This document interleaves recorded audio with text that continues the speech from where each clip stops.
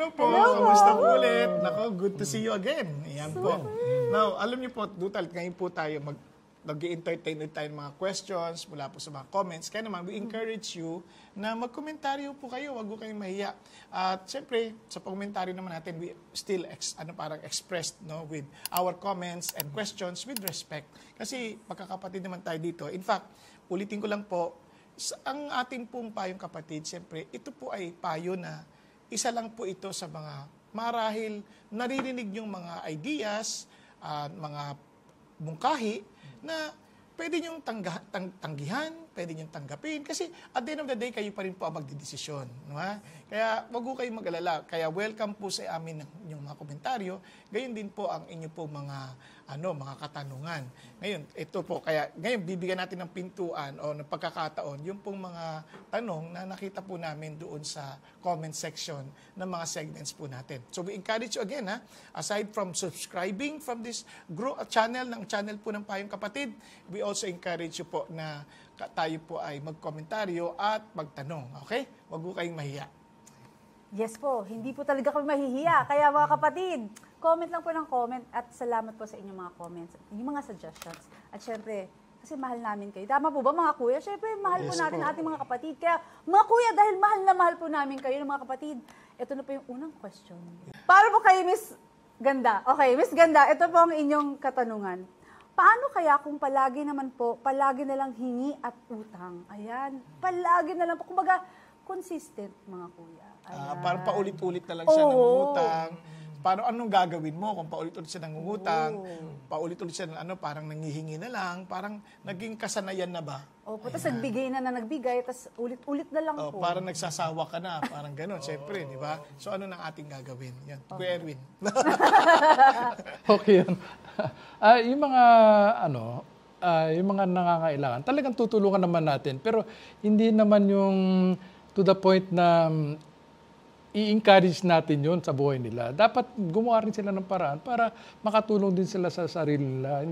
At hindi na lang umasa sa iba. Kasi hindi naman tama yun na aasa ka lang sa utang at saka sa hingi ng iba. Dahil yun din ang command sa atin. We have to work, magtrabaho. Hindi na lang puro utang, bigay at yung mga ayuda. Doon tayo umaasa. So, kailangan din magtrabaho tayo. At hindi rin maganda 'yon at na bigay tayo ng bigay kasi parang ini-encourage natin yung ganung klaseng lifestyle. Hindi naman tama 'yon. Wow, ganda nun. Naalala ko lang po sa Deuteronomy, verse 28. Sabi ng Panginoon, kapag kayo ay sumunod sa akin, at sabi gano'n, itong lahat na ito magiging pagpapala sa inyo, hahabol sa inyo and they will overtake you. At isa sa mga blessing na pinakita niya among the Israelites, yung as a nation of Israel, hindi kayo mangungutang, kundi kayo ay, Pero kaya tingnan natin, hindi masamang magpautang, hindi masamang magbigay, that's good, kasi kung kailangan ng tulong. Pero tanong lang, kung palagi na, nakakatulong ka na ba talaga? Diba? Kasi baka mamaya, hindi ka na nakakatulong, katulad sabi ni Kuya Erwin, kailangan matuto rin sila maging responsable sa paghawak nila ng pera. So naalala ko tuloy yung pinsan ni Abraham Lincoln lumapit sa kanya kasi ngungutang. Sabi niya, napansin ko, tuwing hingi ka ng tulong sa akin, sabi ni Abraham Lincoln, ang laking tulong na nito. Pero palagi mo naman siyang ginagawa. So so palagi ko, meron ka ng problema sa paghawak mo ng salapi. Kaya itong mai-recommenda ko sa iyo na makakabuti sa iyo at makakabuti rin sa iyong mga anak. Sabi gano'n, humanap ka ng trabaho mo, kahit ano pa yan, kahit maliit lang kikitain mo. Basta, gawin mo ito para maging kagalang-galang din sa sarili mo at kagalang-galang din sa mga anak mo. Pero tatapatan ko ng bawat kita mo na $1, tatapatan ko rin ng $1 sa loob ng mga 3 buwan, sabi niya. Basta, mahalaga, maging habit mo ito at maging productive ka rin sa buhay and maging pagpapala ka sa marami. So, to make the long story short, hindi niya pinahiram ng mga pagkakataon na yon, pero tinuruan niya ng paraan para magpursigi siyang magtrabaho at maging responsable. So, hindi po lahat ng pagbibigay ay nakakabuti. Minsan po ay nakakasama pa nga sa pagkatao noong pinagbibigyan. Kaya dapat isipin natin mabuti, ipag-pray natin mabuti. Kasi sabi rin nga ho ni Oswald Chamber, ganda-ganda sabi niya, if you become indispensable to the life of any human being, you are no longer doing the will of God. Kasi dapat ang indispensable lamang sa buhay mo ay ang Diyos, hindi ang sino mang tao. Ang ganda po. Thank you po. So, Miss Ganda, sana na-bless po kayo doon sa payo ng ating mga kuya. Pero mga kuya, yung pangalawang tanong ay medyo connected doon sa finances talaga. Okay. So, ito na po ang second question. Ito po, galing naman po kay Miss Artistahin. Parang mga kuya natin. So, mga kuya, ito po ang tanong niya. Paano po yun sasabihin mo, wala kang pera, kahit meron? Kapong tinabi. Pero para sa ibang layunin na nga lang po, hindi po masama yun. Yung pag may mangungutang, sabi mo, wala akong pera eh. Opo, pero may naitabi naman po ng konti. Opo. Okay, sige. Kuya Elvis. Pero sa ibang layunin na kasi na itabi. Opo. Kung talagang wala kang perang mailalaan para sa taong yun, sabihin mo talaga, wala kang pera, ibig sabihin, wala kang nakalaan para sa kanya. Wala namang masama dun eh. Tama. Oo, kasi yung perang pang-pauutang mo, wala yon. Pero nagkataon lang na meron kang pera para sa paglaanan mo. Ngayon na ito naman. So, yun yung normal. Pero kung merong life and death issue, kaya siya nangihiram, at may napaglaanan ka, tingnan mo rin kung hindi naman to makaka-apekto sa buhay ng pinaglaanan mo. Kanyari, pinaglalaanan pala yun para mailabas mo yung nanay mo sa ospital. Siyempre, ibang usapan din yun. Pero kung halimbawa hindi naman ganun ang sitwasyon, at ito naman ay talagang life and death issue yung dahilan kung ba't siya nangihiram, palagay ko naman, ipag-pray mo sa Diyos na kung maaari matulungan mo muna yung tao na yun doon sa bagay na yun. Pero ulitin ko katulad na sinabi ni kay Erwin, hindi naman masama, hindi ka naman obligado talaga na dapat ko ibigay ito sa tao na to. Parang nakukonsensya ka na parang ikaw yung pag-asa ng tao na kapag hindi mo ibinigay, ikaw ang dahilan ng kabatayan ng tao na yon. Huwag mong sisihin ang iyong sarili. Kasi at the end of the day, ang pag-asa ng tao na yun dapat sa Diyos, hindi sa'yo. Salamat po mga kuya. Kaya mga kuya, next question na po tayo. Okay lang po ba? Sige po. Next question galing po kay... Ito po, Mr. Pogi. Mr. Pogi. Katulad din po ng ating mga kuya. So, ito, Mr. Pogi, ito na ang question mo. Mga kuya, Pastor, yung tamad ba, sin ba yun? Ayan, tamad. Paki-explain ng maliwanag. Mga kuya, paki-explain mo ng maliwanag. Lalo ngayong tambay ako. Si Mr. Pogi ay tambay. Tama, si Mr. Pogi. Ako, di nakasampa. Sin ba yun, pagiging tamad? Ayun po, mga Sin ba kuya. ang pagiging tamad? Oo. Sin mo ba yun? Sin mo yun?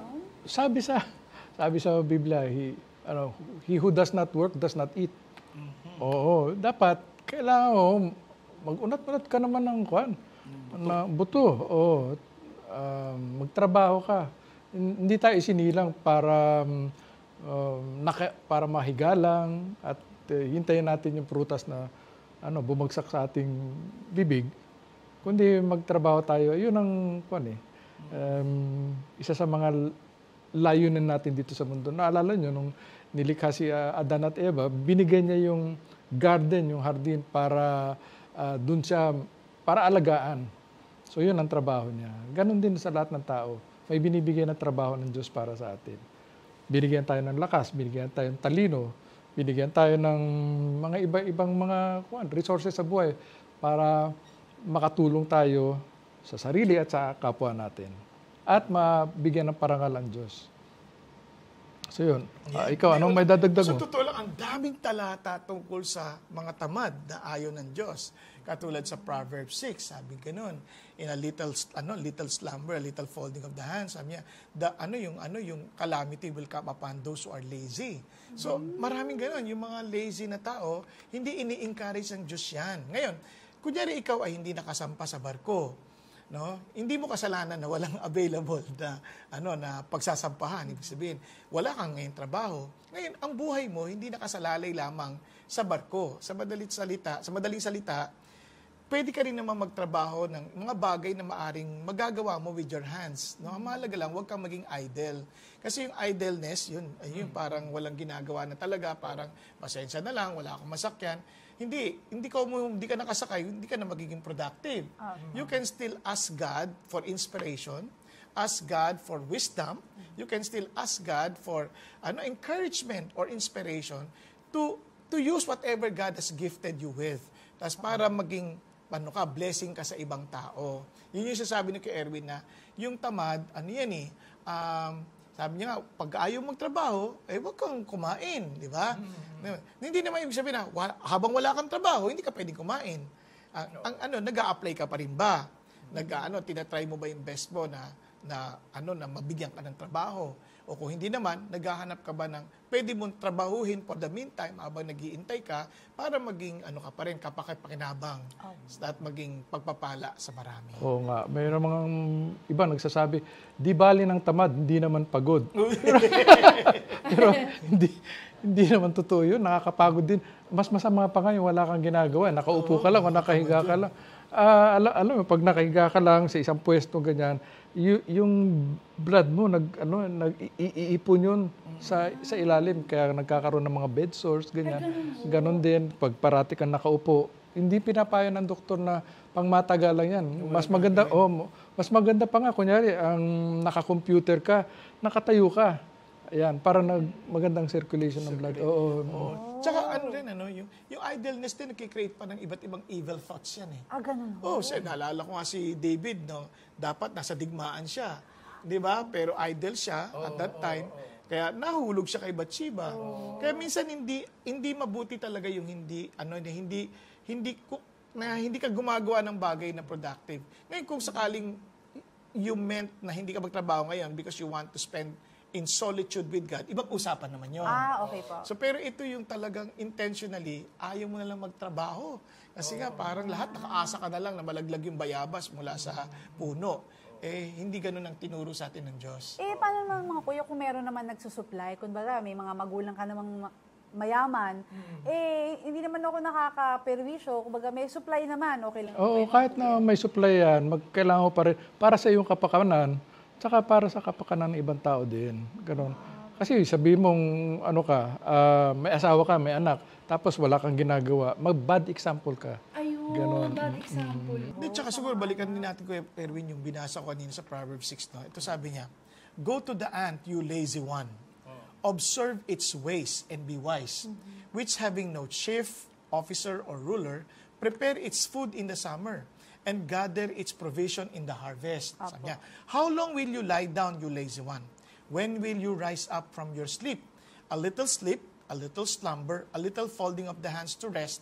Then your poverty will come in like a drifter, and you need like an armed man." Sabi niya, and you need like an armed man. Parang biglaan, parang may magnanakaw na darating, na mayroong mga, sisira ng iyong mga, mga pag-aari. Ibig sabihin, kahit mayaman yung pamilya mo, nagsusupply sila, ngayon, hindi mo alam kung kailan biglang mawala yan.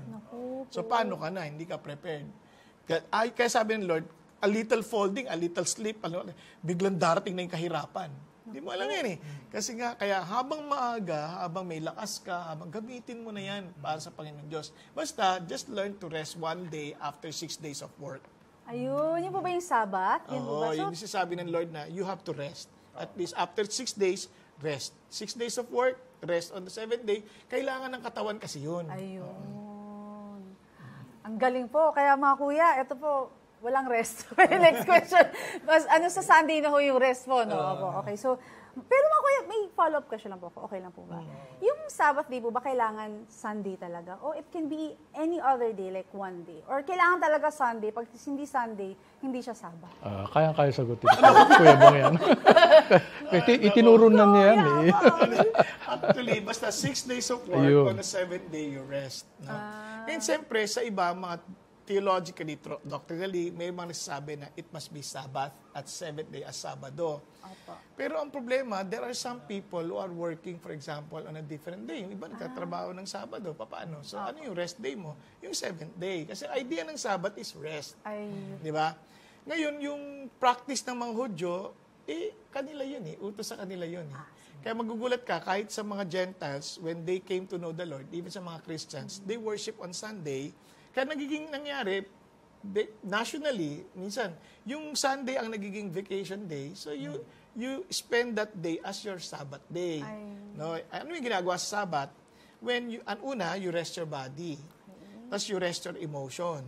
Then, i-restore mo rin yung spiritual. Yung spiritual. Kasi sa Bible, ang Sabbath, technically speaking, yan ay time mo to really refresh yourself in the Spirit, mag-concentrate ka sa Diyos. Yung concentrate ka sa Diyos kasi worship, para sa Diyos yan eh. Di ba? Rest ka sa Panginoon kasi kailangan ng Espiritu natin yan. Kaya importante. Ngayon, siyempre, magugulat ka, mayroong mga tao sabihin nila, kailangan Sabado talaga yan. Siguro itong sabi ng Panginoon Diyos sa Romans 14. Sabi dito, sa Romans 14, for example, verse 5, one person values one day over another. Another values every day the same. Each person must be convinced in his own mind. The one who observes the day observes it for the Lord. And the one who eats does so with regard to the Lord, for he gives thanks to God. And the one who does not eat, for it is for the Lord that he does not eat, and he gives thanks to God. Now, ano napansin ninyo? Yung sa ibang tao, this is the day that they value. Isang tao, itong araw na ito. But parang sinasabi niya, ang importante, that's the day for the Lord. Now, ganyan din sa Colossians. Sa Colossians 2 naman, ito naman ang sinabi rin din ni Paul. Para lang to reinforce din, katulad ng sinabi niya sa Romans, kaya makita mo consistent si Paul sa kanyang pangangaral tungkol dito. Sabi niya dito sa verse 16, therefore, no one is to act as your judge in regard to food and drink or in respect to a festival or a new moon or a Sabbath day. Di ba? Sabi niya, things which are only a shadow what is to come. Yan, shadow lang naman. But the substance belongs to Christ. So, at ang idea pa rin ni Paul, at the end of the day, si God ang sa atin, ang magja-judge. No? Pero, kaya, wag na natin itong pag-awayan sa bagay na yan. Ang mahalaga, you use that day for the Lord. Di ba?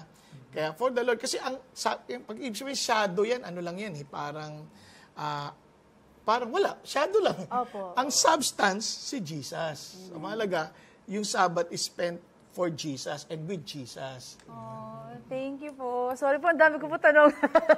So, eto na po yung pang-apat nating question. Nanggaling po kay Mr. Cutie. Ayan, Mr. Cutie. So sabi ni Mr. Cutie, is it true that God forgave all our sin from past, present, and future? Yung forgiveness niyan, provision yan. Ibig sabihin, ibinigay nakalaan na. Kumbaga, diniposito na ni Lord, yung, kunyari, diniposito ng isang tao, yung pera sa bangko, nasa sayo na yan kung kukunin mo o hindi. So yung sinasabi natin, forgiveness of past sins, present sins, future sins. Kasi yung mga iba, pag sinabing forgiven na yung mga future sins mo, hindi ka na kailangan mag-confess, hindi naman totoo, hindi naman tama yun. Hindi naman tama yun. Ibig silang sabihin, may nakalaan ng pagkapatawaran sa kasalanan na gagawa mo, pero hindi ibig sabihin na it's a license to sin. Na, yun. At ipapaliwanag mo yun, i-claim mo pa yun. Oo, magko-confess ka pa rin. Parang ganito, sabi ko, Erwin, itong provision ng forgiveness, binigay na yan sa'yo nung namatay si Kristo sa krus. Ito yung sabi sa Colossians, Colossians 2 pa rin. Sabi niya dito, verse 13, and when you were dead in your wrongdoings and the uncircumcision of the flesh, He made you alive together with Him, having forgiven us all our wrongdoings. Lahat na. Ano ibig sabihin nun? Having canceled the certificate of debt consisting of decrees against us, which was hostile to us, and He has taken it out of the way, having nailed it to the cross. Yung forgiveness na natanggap natin was because it was nailed on the cross. Ba? Now, tanong, when Jesus Christ died on the cross, alin ang kasalanan mo na past? Wala pa tayo. Hindi pa tayo napapanganak. So, lahat future. So, kaya yung forgiveness yan is readily available, past, present, future, in our case, kasi lahat future. Di ba? Ang tanong na lang, tinanggap mo ba yung forgiveness na yon? Kasi kahit available yan, kung di mo tatanggapin, hindi pa iyo yan. Di ba? Para sabi ay, hindi ko tinatanggap yung kapatawaran mo. Bahala ka sa buhay mo. Parang ganun. Hindi mo tinanggap, so hindi yan. Kahit available yan. Oo. At paano mo alam na tinanggap mo na? Pag marunong ka na rin magpatawag ng kapwa mo. Kasi meron ka na nun, naranasan mo nun. Ngayon, kung hindi ka marunong magpatawad, paano mo sasabihin na tinanggap mo ng kapatawaran Diyos, hindi mo pa nararanasan? Oo.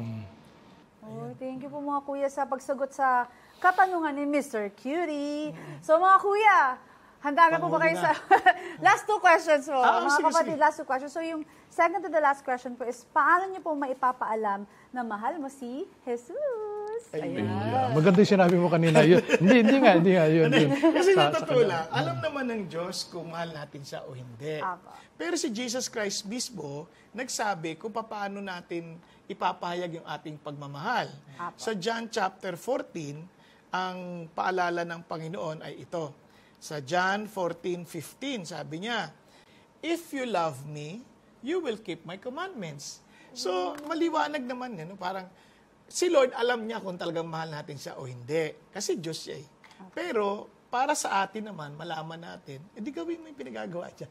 Ayun po. Diba? Kasi, yun ang sabi niya eh, "If you love me, you will keep my commandments." At ganun pa rin, inulit na ulit siya yan sa verse 21 eh. Inulit niya ulit yan, sabi niya rito, "The one who has my commandments and keeps them is the one who loves me." Kaya kailangan, alamin mo na anong kinukuman niya sa'yo. "And the one who loves me will be loved by my Father, and I will love him, and will reveal myself to him." So, importante. Gusto malaman? Mahal mo si Jesus? Opo. Alam na ni Jesus yan, ha? Opo. Pero, ikaw naman, para malaman mo, sumunod ka sa Kanya. Obedience po. Obedient. Yan ang number one. So hindi po sapat na sabihin ko lang, "Lord, I love you." Yay! Hindi po sapat. Hindi, wala. Yes, I'm saying Oo. parang mga anak, di ba? Kaya Edwin, di ba? "You're the best, mom. You're the best." Yes, di ba? opo. Pag inutusan na, "You're the beast." Parang, Ano ba yan? Ayaw na makinig. Yung sinasabi sa asawa ko minsan eh. Grabe ho. Hindi biro lang, joke lang. Mahirap yung sabihin, "You're the best wife." Ano yung sabihin? Meron pa iba. May point of comparison. Oo, no? grabe naman, Hindi, isa oo. lang. Kaya talaga kay Edwin, puro kayo wala. Grabe ho. So, mga kuya, kasi syempre sinusubaybayan po natin ang ating mga comments, sa ating mga pages. Dun po sa nakaraang question and answer po natin, marami hong nakapag-comment din ho sa patungkol po sa kung pagkakaroon ng fiesta. So, mga kuya, okay lang po ba na, syempre, bigyan din natin ng pagkakataon na, syempre, mabigyan din natin ng pansin yung maraming comments or katanungan, ganyan. Opo. Medyo parang nag-trending ho eh. Nag-trending ho tayo. Okay, sige. Hindi, alam nyo, okay, natutuwa nga ako doon sa mga comment, no? Maaring negatibo iba positibo. Negatibo man yon o positibo, mahalaga, nung nag-comment kayo, we treasure that. Unang, bakit? Kasi maganda yon na we are always, parang, we examine the scripture para alam mo kung totoo nga yan. In fact, sa Acts 17:11, ginawa yan. Kumbaga, kinommend yan ng Holy Spirit, di ba? Through the writings of Saint Luke, sabi niya, "The Bereans are nobler in character, for they examine the scripture." Kaya, tingnan, sino ba nagsasalita doon? Sila Paul. Sino ba namang gagaling pa kay Paul sa panahon natin ito? And yet, they're willing to examine the scripture kung totoo nga yung sinasabi ni Paul. Kaya maganda yan. Ngayon, bahagi sa mga sinabi nila, halimbawa, yung issue ng pista. Totoo naman, kasi yung pista, commemoration yan eh. Di ba? Di ba sabi nga natin, para ipaalala sa mga susunod na generation, at maging during that time, yung generation na yun, para alam nila kung ano yung ginawa ng Diyos para sa kanila at kung bakit ganito na lang ang kanilang pagpapahalaga sa kanilang pananampalataya. So yun ang isa, di ba? Isa sa mga dahilan, kumbaga, ng pista. Yun yung sasabi natin, no? Halimbawa, pista ng Passover. Ito ay para i-commemorate ng mga Israelita yung liberation nila from slavery in Egypt. No, para maalala nila na sila yung pinalaya ng Panginoon Diyos mula sa Ehipsyo sa pamamagitan ng yung Passover lamb. Apo. Okay? Ngayon makikita niyo sa Exodus 12:27, makita niyo yung pinakadahilan niya doon, So di ba? that's a kind of fiesta po. Parang pista po Pista yun. nila, parang celebration din yan. Celebration. Oo. Ando din yung paano pinaselebrate, no? Tapos meron tinasundan ng Feast of Unleavened Bread. Ibig sabihin, itong pista na to, immediately after the Passover, meron na naman silang, hindi sila kakain ng ng tinapay na may libadura. Opo. Kailangan purely tinapay na nagsisimbolize na nagmamadali sila. Nagmamadali sila na umalis sa Egypt. Yun ang sabi ng Lord eh. So isa-celebrate nila yon. Ngayon, sa New Testament, binigyan ng pagpapahalaga ni Paul yan, explaining to us sa 1 Corinthians chapter 5, that it has something to do with purity. With purity para walang malis, walang ganung bagay. So may Feast of Weeks, yung tinatawag ng the Feast of the Pentecost, di ba? Okay Ito naman, 7 weeks ng after Passover, nagse-celebrate sila ng harvest of wheat, no? Ito kino-commemorate nila yung giving of the law na binigay ni Moses. So may dahilan 'yan. Ngayon, pagdating mo naman sa sa New Testament, kabahagi nun yung pagdating ng Holy Spirit. Kaya yung may nag-comment doon, sabi niya, it's a messianic expectation. Very good, totoo naman yun na partly, although hindi yun ang direct na explanation na binigay sa Old Testament, among the scholars, mga biblical scholars, sinasabi nila na ito ay also related to the coming of Jesus. Tama naman, kasi si Jesus yung ultimate Passover lamb. Yes. 'Di ba? Behold, the Lamb of God which takes away the sin of men. Tapos, ganun din yung coming of the Holy Spirit in the day of Pentecost. Tapos isip na yung Feast of the Trumpets will be the second coming of Jesus. So, meron yang mga parang, meron din yang parang timeline ng Diyos. So, kaya among the biblical scholars, sinasabi nila na ito rin ay partly, ito talaga isa sa mga picture ng mga feast na yon. So yung mga pista po na yun, hindi po nalalayo, talagang galing po sa Bible yung mga pista. Of course, na yun. oo. Feast na yan sa, according to the scripture. Okay Then, po. ito yon. Kaya, if you're just reading, for example, yung Old Testament, parang yan yung New Testament nandiyan dyan, concealed. Okay pa. No? Tapos pagdating mo sa New Testament, yung Old Testament revealed na. Parang doon mo lang lalong mapapagtibay kung ano yung mga kahulugan ng mga bagay na ito. No? Kaya hindi dapat yan pag-aawayan. Hindi wala naman dapat parang hindi ka marunong sa loob ng ating usapan, hindi mo naman ma-exhaust lahat yung pagpapaliwanag, no? Kasi limited lang time natin. Pero ganun pa man, tama yan, maganda yan sinasabi ninyo. Maganda yon, hindi naman natin kailangang pag-awayan pa yan. Ngayon, may nagtanong doon na, Kuya Erwin, may nagtanong doon Sabi niya, yung bang, kunyari, pista, halimbawa lang sa kanilang lumang pananampalataya, yun ay ino-offer nila sa Diyos-Diyosan. Okay? Okay lang bang kumain ng pagkain? Kung sige minsan mga pansit, mga menudo, para sa mga kanilang tinapay. Diyos-Diyosan. Ngayon, hindi ko alam, no? Pero ito lang, Kuya, bago ko sagutin, o bago natin sagutin, Kuya Erwin, gusto ko munang linawin ito mabuti, no? Pag nakikinig po tayo, para hindi tayo mami-misinterpret, huwag tayong defensive. Kasi, alam niyo, natutunan ko sa buhay na minsan, pag nakikinig tayo, hindi na natin mapakinggan yung kabuuan. Kasi, meron lang tayong narinig na hindi agad-agad sumang-ayon sa kagustuhan natin, na hindi natin natapos yung buong pagpapaliwanag, nagkikreate tayo ng depensa. Di ba? So tuloy, nagkikreate tayo ng strawman na parang, inaaway mo isang bagay na wala naman doon. Kaya, itong napaka-importante.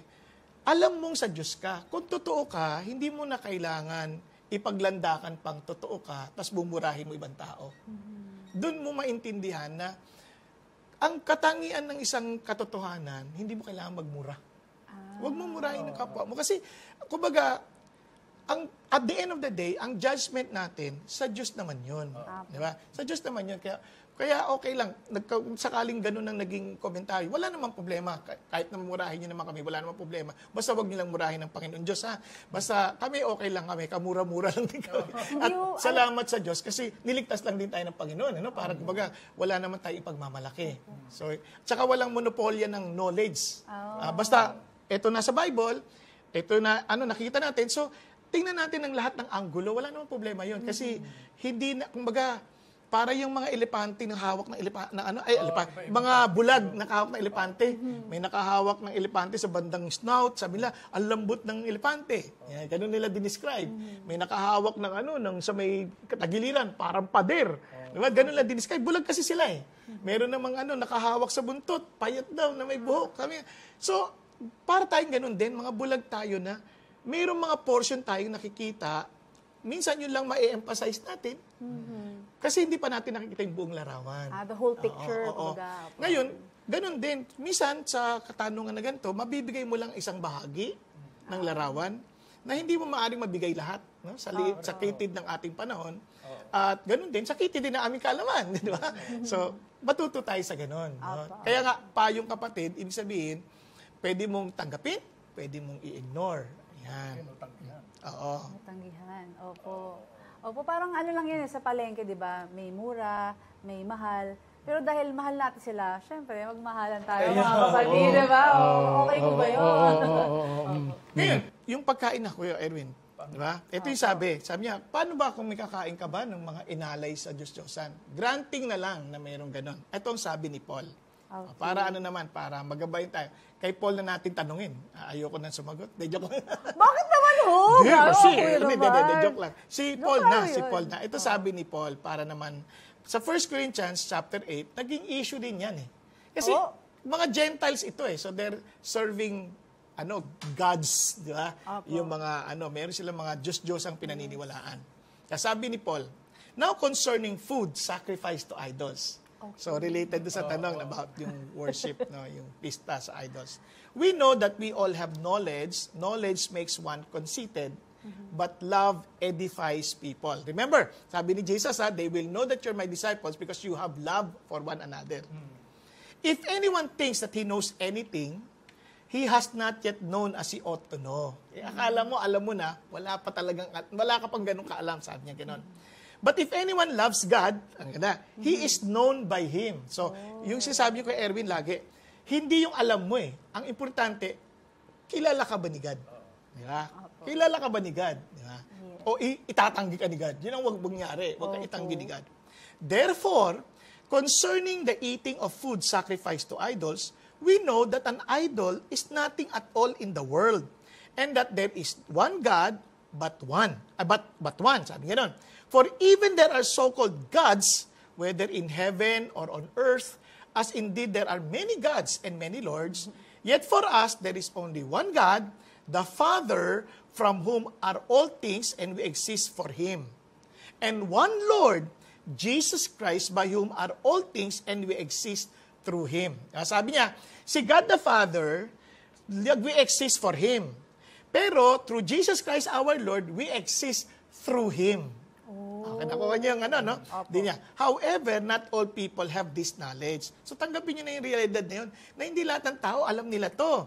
But some, being accustomed to the idol until now, eat food as if it were sacrificed to an idol. Sa isip nila, kinakain, ina-offer pa rin sa idol to. Parang nakokonsensya sila. And their conscience being weak is defiled. Now, food will not bring us close to God. Kung yung kinain mo, whether it's offered to idol or not, hindi naman yan na magpapalapit sa Diyos o magpapalayo eh. Yan sasabi niya dito. We are neither the worse if we do not eat, nor the better if we do eat. But take care that the freedom of yours does not somehow become a stumbling block to the weak. So anong idea ni Paul? Itong importante, na hindi ka maging katisuran sa ibang tao. So ang motivation, love pa din. Love pa din. Kasi nga, yun nga ang idea ng Christian life eh, mapagmahal ka. Di ba? Kaya, for if someone sees you, kunyari, yung isa, kaisip niya masama. Sabi niya, the one who has knowledge dining in an idol's temple, will his conscience, if he is weak, not be strengthened to eat things sacrificed to idols? Di ba? Para di mapapanghinaan siya ng loob. Kaya, for through your knowledge, the one who is weak is ruined. Kahit sa isip mo, hindi, wala namang idol. Kakain ko kahit ano. Kaya lang natwisod yung isa. Sabi niya, the brother or sister for whose sake Christ died, and so by sinning against the brothers and sisters and wounding their conscience when it is weak, you sin against Christ. Ayun po. So ang kasalanan ngayon, nakabatay, baka natisod mo yung tao. So, hindi po sa kinakain natin. It's, O ano epekto, no? Wala sa kinakain mo yun. ganito po ba yung mga kuya? Kasi, kumbaga, hindi na po ako lalayo. Siyempre, nung nakilala ko si Christ, talagang sinabihan ako na utos ka, kasalanan maglasing. Tama po ba kasalanan maglasing? Pero yung kunwari, minsan maimbitahan kayo sa wedding, cheers! Minsan bibigyan kayo ng mga wine, di ba po? Minsan, so, may kilala po kasi ako na medyo conservative, parang nasa-stumble siya pag yung Christian, umiinom ng wine. Pag nandun siya, hindi ko iniinom yung wine. Kasi ayoko siyang ma-stumble o, kumbaga, ma-stress pa siya sa akin. Ganun pa. So, yun po ba yung ibig niyo sabihin, mga kuya? Parang, Yes, siyempre, ano din, Kuya Erwin, ibang usapan na naman yung wine, ha? Mamaya, ibang pagkakataon naman yun. opo. Pero again, by principle, Opo. yes, yung stumbling block, malaking bagay yun. Oo, Kaya ito yung conclusion ni Paul. Therefore, if food causes my brother to sin, I will never eat meat again. ay, ganun ho. So that I will not cause my brother to sin. So, love pa rin po. Oh, love ang issue. Matitisod yung kapatid mo dahil kumakain ka ng dinuguan, Wag na lang po. ipa-take out mo na lang. Patay ko na lang. Again, panibagong usapan na naman yan. Diba? Actually, marami sa Bible na minsan iba-ibang interpretasyon. Oo. Pero those are minor matters na parang minor in a sense na it will not affect your relationship with God. Opo. Pero kung ang mahalaga, yung convince ka sa puso mo na yung ginagawa mo talaga according to God's will. Okay. So, pero again, nai-stumble ba ibang tao? Opo. Ako, I would not rather do anything na makaka-stumble pa sa iba. Yun. Kaya mga kuya, salamat po sa mainit-init pa talagang mga question and answer. Pero alam niyo po mga kuya, dahil mahal na mahal po natin at mga kapatid, Hihingan ko na po kayo ng words of encouragement. Ano po ba talagang pinaka-importante sa lahat ng mga pinag-usapan natin? Ano po ba talaga yung talagang pinaka-importante na kailangan na yun lang talaga yung i-focus natin ng ating mga mata? Doon lang. talaga. Sa akin na, ang buhay ng Kristiyano, nasabi nga ni Kuya Bong last episode, yun, masaya. Pero may naalala akong kanta kasi yung pinag-usapan natin, marami tayong topic na pinag-usapan. Yung kanta na Trust and Obey. Kung gusto mo mabuhay ng maayos bilang isang anak ng Diyos, trust and obey, yun lang ang panuntunan na sundin mo. Have faith, kasi if you have faith and you obey God, you love the brethren, ganon. Doon mo makikita may ipapakita ang pagmamahal mo sa kapwa mo. So yun lang. Trust and obey, for there's no other way to be happy in Jesus but to trust and obey. Yeah, amen. Talaga po, ang galing talaga ni Kuya Erwin. Kaya isa pa pong magaling na talaga po ating kapatid. Kuya, wow! Okay, ngayon po, siguro dahil sa mga tanong na ito, gusto ko lang po maging maliwanag po sa atin na ang motivation natin lagi is pagmamahal po ng Panginoon Diyos. Kasi sabi ni Lord, kasi kung mahal natin si God, mamahalin natin ang ating kapwa. Di ba? Importante yun eh.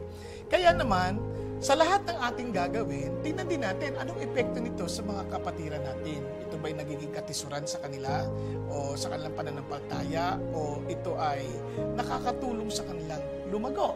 Kaya sabi ng Biblia ganito, for not one of us lives for himself. Hindi tayo nabubuhay para sa sarili lang natin. For if we live for the Lord. Kung mabubuhay tayo para sa Panginoon. For if we die for the Lord. Therefore, whether we live or die, we are the Lord's. Sa Panginoon tayo dapat. For to this end, Christ died and lived again, that He might be Lord both of the dead and of the living. But as for you, referring to us, why do you judge your brothers or sisters? Or you as well, why do you regard your brother or sister with contempt? Ibig sabihin, ba't mo binabastos ang kapatid mo? At kaya kapatid mo, sabi niya, ang isang katotohanan nito, we will all appear before the judgment seat of God. Na at the end of the day, haharap tayo sa Diyos. Now, kung sa atin po, isang bagay lang po, kami, concerned din kami doon. Ayaw din namin mahusgahan pagdating ng araw. Yun din ang hangad namin para sa ating lahat. Kaya ito mga payo na to, kung makakatulong sa inyo, kunin nyo. Kung hindi naman, tanggihan nyo. Hindi naman kailangan. Hindi naman yan ipinipilit sa atin. Ang mahalaga, we live for God. We live for the Lord. And let us continue to help one another and carry one another's burden and fulfill the law of Christ, which is love one another as I have loved you.